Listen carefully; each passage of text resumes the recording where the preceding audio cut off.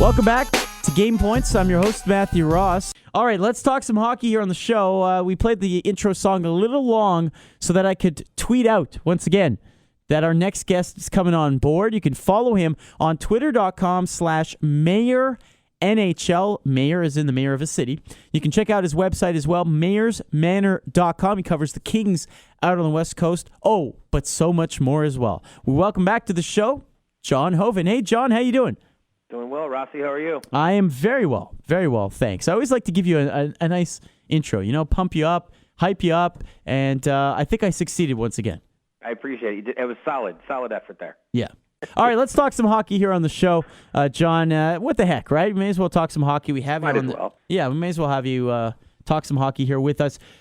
Interesting standings right now, of course, especially in the Western Conference, which you know very well right now. Not seeing any teams in the East this year, which is obviously a shame for people who love to see a bit of variety. But nonetheless, the Kings right now sitting at 38 points, 6th in the conference, but it is so tight right now. You look at 11th place, Columbus. I mean, they're only 6 points back. How do you assess where the Kings are right now, and are they happy with where they are?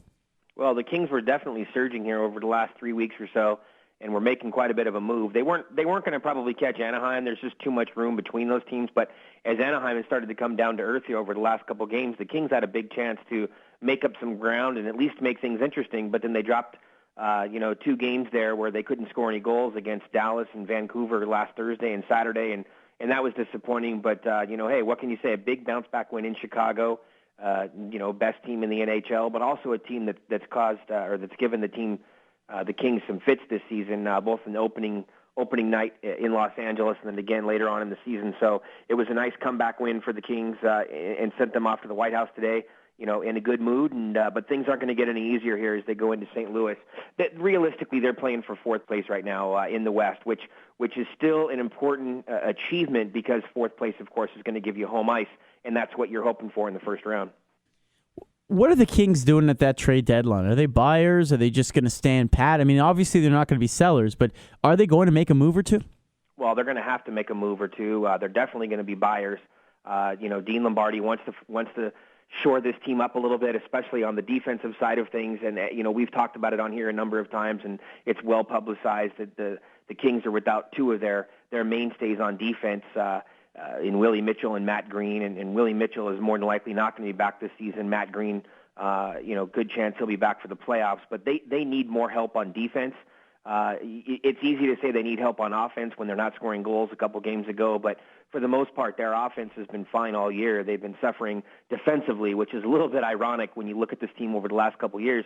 They couldn't buy a goal, but defensively they were fine. So, there's been some talk that they're in on Jarome Iginla, but, in my personal opinion, it would be ridiculous for Dean Lombardi to overpay what Calgary is asking to get Iginla, who is essentially a rental player.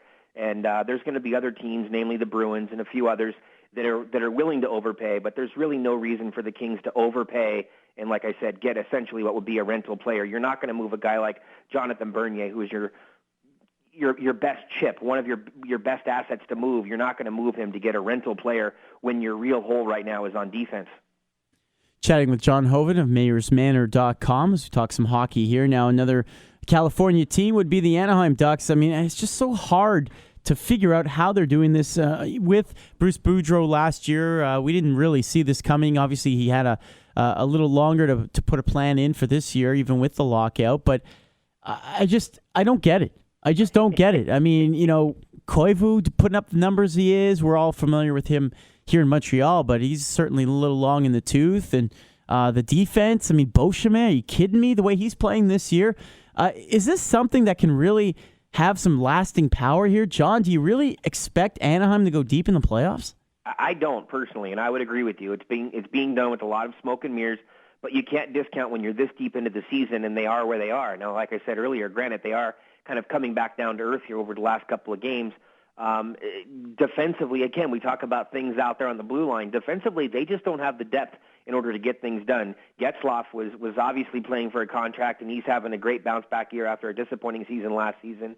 Teemu Selanne is just an ageless wonder and continues to get things done. But when you're counting on Sheldon Surrey and Beauchemin and guys like that to carry the mail on the blue line, you wouldn't expect this team to be fighting for the top spot in the Western Conference, let alone leading the Pacific Division. But there is something to be said for winning and the confidence that it breeds in a locker room. And from talking with a lot of the players in that room, what they're saying to the media here in Southern California is that they really like playing for Bruce Boudreau. They like his approach to the game and how he treats the players and talks to the players and works with the guys on that team. And getting off to that hot start has really bred confidence in that room, and that's helped them, here through the middle part of the season. How long will they be able to keep it up? That's a great question, because when you start to get into some of the advanced stats, they aren't near the top like you would expect their record to suggest, especially in terms of puck possession and some different things like that. So it'll be real interesting to see how they're able to keep things going forward. But, it's a real coup in their cap to be able to get Getzlaf and Perry under contract, ridiculous contracts, but put that aside for a second, a real coup to get those deals done, to remove that distraction at the deadline. And now you talk about buyers or sellers, real interesting to see who can Anaheim trade in order to bring somebody in and help them with their playoff run. If they go out and trade a guy like Bobby Ryan, who you think probably will move over the summer, if you trade him now, that really is going to hurt your offense in order to make a deep playoff run. So that's a very, very interesting team to watch here as the deadline approaches next week. All right, and then the final team we'll ask you about, obviously, is San Jose, another team out in the West Coast there. And certainly the story there has to be, obviously, the trade of Douglas Murray, the depth defenseman, out of town to Pittsburgh. And then the other story developing is Brent Burns, 6'5" Brent Burns, a bit of a disappointment since they got him in the Setaguchi deal playing defense. He comes off of an injury. They put him as a forward. He's got 8 points in 7 games up front. And all of a sudden now you have a reverse Bufflin, if you will. And concurrently, while that's happening, the emergence of undrafted defenseman Matt Irwin, who's got 5 goals, a whole bunch of points, a force on the power play.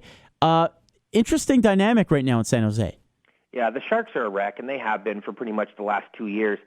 Personally, and I've talked about this many times in the past before, I was never a fan of the Brent Burns trade. I think it's just a general rule that you follow as a general manager in all of sports, whether it's baseball or hockey. You don't want to go out there and get the best guy on the worst team, which in this case they did, and going out and getting Brent Burns when he was putting up big numbers in Minnesota, who wasn't, they weren't a very good team at the time. It just traditionally does not pay off. There always are exceptions to the rule, but that was a real devastating trade to that organization in terms of what they gave up, especially in terms of Charlie Coyle, a first-round draft pick in 2010, who's going to be a big-time center in the NHL for a long time. So that deal hasn't necessarily worked out for them, but the moves of Doug Wilson just haven't worked out well over the last couple of years, and now they're talking about blowing that thing up and starting over again to a certain degree.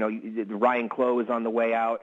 Patrick Marleau's on the way out. He's been talked about being traded, it seems like, for the last 5 years. But as long as they're still saddled with Joe Thornton there as their number one center and as their captain, there are a lot of questions surrounding that team, because teams get their direction from their coach and from their captain. And there are a lot of questions surrounding Joe Thornton, despite the points, whether he has the heart to carry a team deep enough into the playoffs and ultimately to the Stanley Cup Finals and to a win, which he hasn't done up until now. He is John Hoven. You can check him out on www.mayorsmanor.com. Go ahead and give him a follow as well. Good stuff coming up on twitter.com/MayorNHL. John, enjoy the rest of the evening, and we'll chat with you soon. Look forward to it. Have a great night. All right, there you go. That's John Hoven of mayorsmanor.com.